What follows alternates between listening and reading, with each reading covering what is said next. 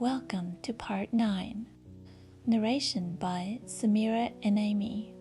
I think it is time for breakfast, she added an instant later. If you would have the kindness to think of my needs. And the little prince, completely abashed, went to look for a sprinkling can of fresh water. So he tended the flower. So too she began very quickly to torment him with her vanity, which was, if the truth be known, a little difficult to deal with. One day, for instance, when she was speaking of her 4 thorns, she said to the little prince, "Let the tigers come with their claws." "There are no tigers on my planet," the little prince objected. "And anyway, tigers do not eat weeds." "I am not a weed," the flower replied sweetly. "Please excuse me. I am not at all afraid of tigers," she went on. "But I have a horror of drafts. I suppose you wouldn't have a screen for me?" "A horror of drafts? That is bad luck for a plant," remarked the little prince, and added to himself, "This flower is a very complex creature. At night I want you to put me under a glass globe. It is very cold where you live." "In the place I came from." But she interrupted herself at that point. She had come in the form of a seed. She could not have known anything of any other worlds. Embarrassed over having let herself be caught on the verge of such a naive untruth, she coughed 2 or 3 times in order to put the little prince in the wrong. "The screen? I was just going to look for it when you spoke to me." Then she forced her cough a little more so that he should suffer from remorse just the same. So the little prince, in spite of all the goodwill that was inseparable from his love, had soon come to doubt her. He had taken seriously words which were without importance, and it made him very unhappy. "I ought not to have listened to her," he confided to me one day. "One never ought to listen to the flowers. One should simply look at them and breathe their fragrance.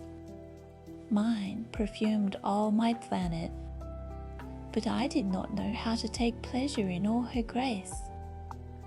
This tale of claws, which disturbed me so much, should only have filled my heart with tenderness and pity." And he continued his confidences. "The fact is that I did not know how to understand anything. I ought to have judged by deeds and not by words. She cast her fragrance and her radiance over me. I ought never to have run away from her. I ought to have guessed all the affection that lay behind her poor little stratagems. Flowers are so inconsistent, but I was too young to know how to love her. I believe that for his escape he took advantage of the migration of a flock of wild birds. On the morning of his departure, he put his planet in perfect order. He carefully cleaned out his active volcanoes. He possessed 2 active volcanoes, and they were very convenient for heating his breakfast in the morning. He also had 1 volcano that was extinct. But, as he said, one never knows. So he cleaned out the extinct volcano too. If they are well cleaned out, volcanoes burn slowly and steadily without any eruptions. Volcanic eruptions are like fires in a chimney. On our Earth, we are obviously much too small to clean out our volcanoes. That is why they bring no end of trouble upon us. The little prince also pulled up with a certain sense of dejection, the last little shoots of the baobabs. He believed that he would never want to return. But on this last morning, all these familiar tasks seemed very precious to him. And when he watered the flower for the last time, and prepared to place her under the shelter of her glass globe, he realized that he was very close to tears. "Goodbye," he said to the flower, but she made no answer. "Goodbye," he said again. The flower coughed. But it was not because she had a cold. "I have been silly," she said to him at last. "I ask your forgiveness. Try to be happy." He was surprised by this absence of reproaches. He stood there all bewildered, the glass globe held arrested, in mid-air. He did not understand this quiet sweetness. "Of course I love you," the flower said to him.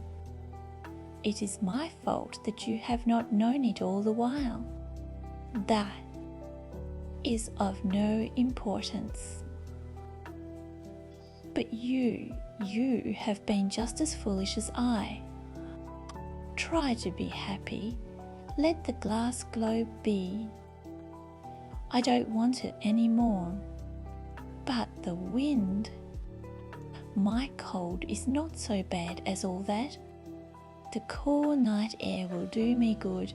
I am a flower. But the animals, well, I must endure the presence of 2 or 3 caterpillars if I wish to become acquainted with the butterflies. It seems that they are very beautiful, and if not the butterflies and the caterpillars who will call upon me, you will be far away. As for the large animals, I am not at all afraid of any of them. I have my claws." And naively she showed her 4 thorns. Then she added, "Don't linger like this. You have decided to go away. Now go." For she did not want him to see her crying. She was such a proud flower.